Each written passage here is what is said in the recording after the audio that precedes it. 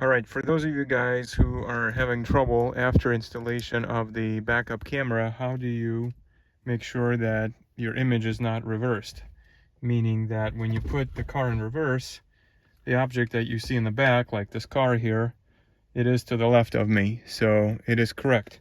Now, if you have the image that's reversed, what you need to do is go to your settings, and when you look at the camera, make sure you have mirroring close as an option, because if you do mirroring left to right and you put that in reverse, that car that was on left shows up on the right. Okay, I'm sorry about the image, but you can kind of see again that the car shows up here on the right. So that's not what you want. There's also mirroring upside down, which if you mount your camera upside down somehow, then you can get a reverse image.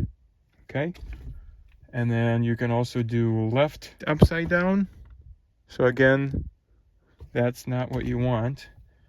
And if you pick mirroring close, that gives you the correct image. So that's how you correct and tune your camera. I know this is not the best view. I have the issues with setup of the picture, but you get the idea.